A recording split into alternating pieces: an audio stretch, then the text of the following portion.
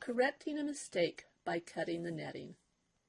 In this piece of netting, if you look carefully on the row where the increases are, you will notice one spot where there is only one knot in the loop, instead of the 4 knots there were supposed to be. There are several choices available. Ignore the mistake and just leave it as it is.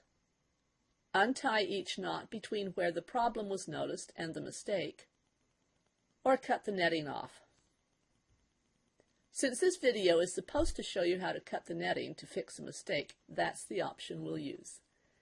To begin, make sure the mesh stick is removed. Cut the thread from the shuttle or needle so that the shuttle is no longer attached to the netting.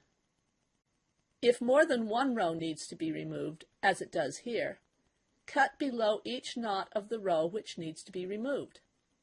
Since the mistake is in the middle of the row, we'll need to remove some of the increase row and some of the row below the increase row.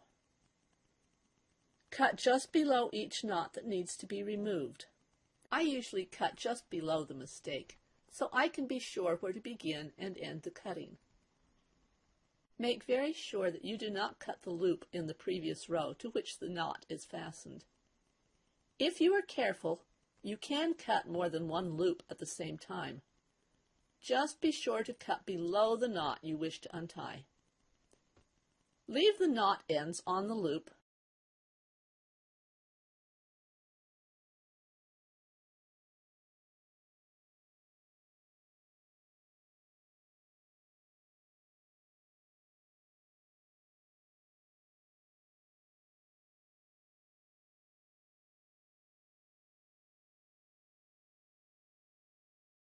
Instead of cutting below the single knot where the mistake occurred, I'll just slip the right side of the loop out of the knot in the lower row. That way the thread from the netting will be longer. Continue until all the cutting is done.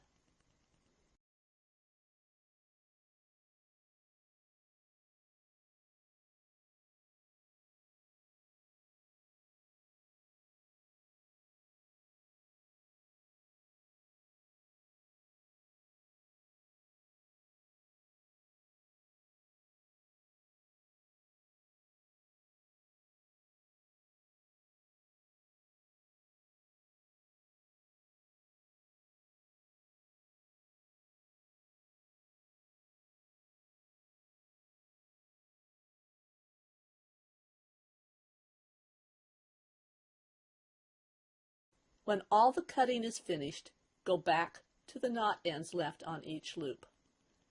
Place the thumbs and index fingers on either side of the knot ends. Gently pull on the loop on either side of the knot until the knot pops open.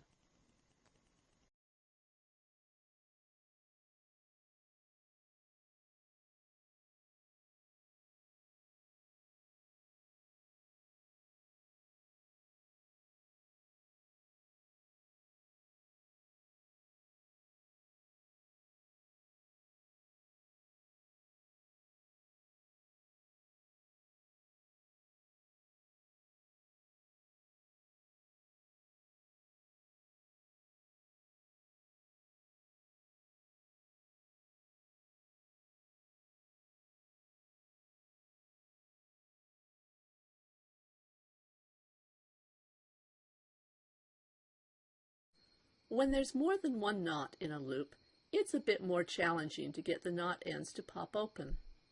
Sometimes you just need to pull on the knot end. Other times it's a matter of trimming the two ends shorter. Be careful to avoid cutting the loop.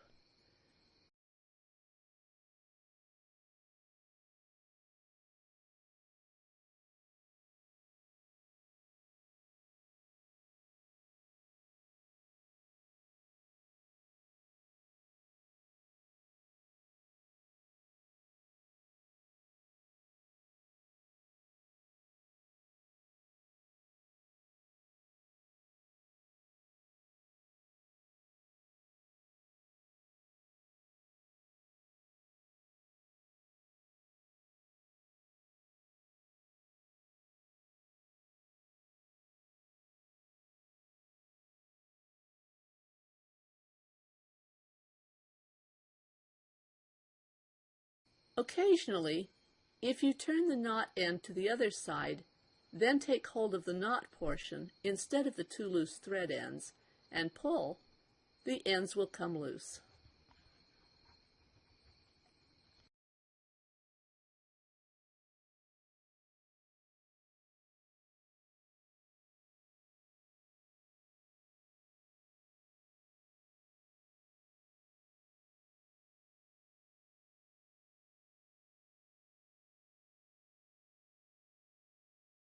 When all the knot ends are removed, it is time to reattach the shuttle or needle to the netting.